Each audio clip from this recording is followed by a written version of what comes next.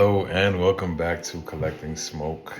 I am the founder, Razul Wallace, and today I just wanted to get into the numbers of some of my properties. I think I'm going to do a series evaluating some properties that I have to give some insight into what it looks like as a property owner.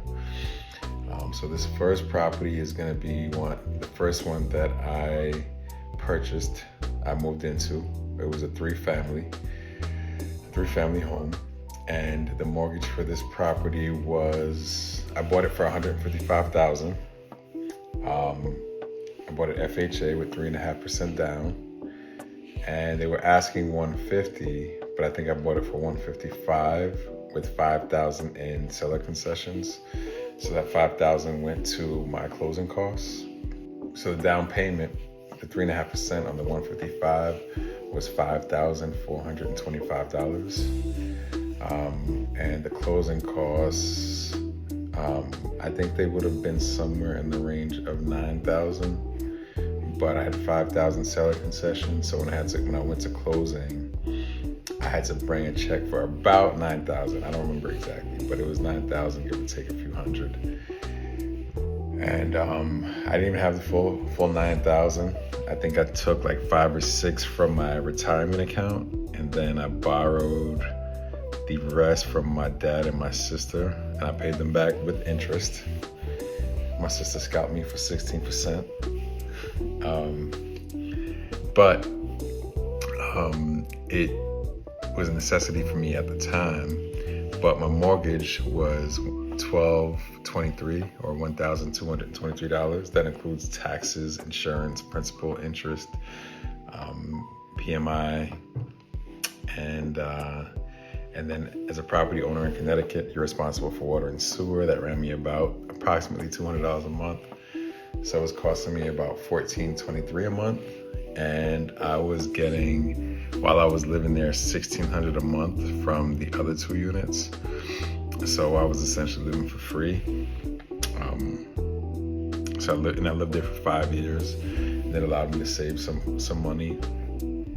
And I lived there for 5 years. And then when I moved out, the unit that I was living in, I rented for $800 a month. $800 a month. So then the property was bringing in about $2,400 a month. And so I could put like $600 in my pocket, and then about, let me say, I put about $500 in my pocket, and then $500 I left into the property for repairs, maintenance, and capital expenditures. And so I had it for a total of 7 years. I lived in it for the first 5, rent-free. And then the next 2 years, I was able to pocket about $500 a month for 2 years. And I ended up selling it, one, because I kind of wanted to pay off some debts, but also because I lived there for 5 of the past 7 years. That's not the rule. The rule is something like 3 out of the past 2, or 2 out of the past 3, or 3 out of the past 5 years. You have to live in it to avoid capital gains tax. But I met the criteria, and I sold it at a time where I was still meeting the criteria, so I didn't have to pay capital gains tax. But it was my first time selling a place and benefiting from the equity in a property, because I netted over $100K on the sale of it. And that really opened my eyes, because I'd never seen a check that big before.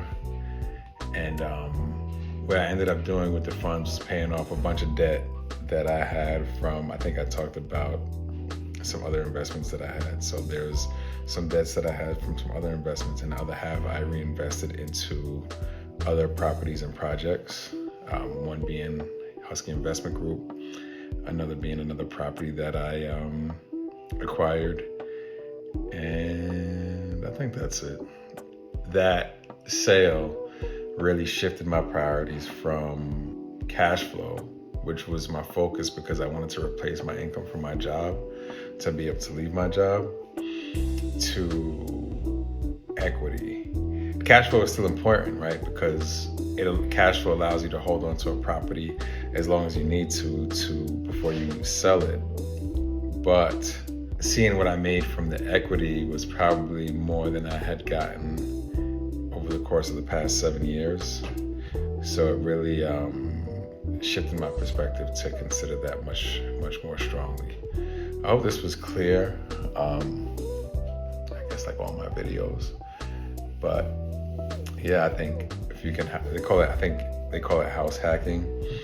That's a term that was coined by BiggerPockets, I believe, but that really helped to set me up financially to be able to like save and then continue to be able to reinvest, because I wasn't so strapped or so tight. So I think that the other thing I'll say is that I've never lived as an adult in property that I own. I've never lived in a single family home because to me that's more of a liability.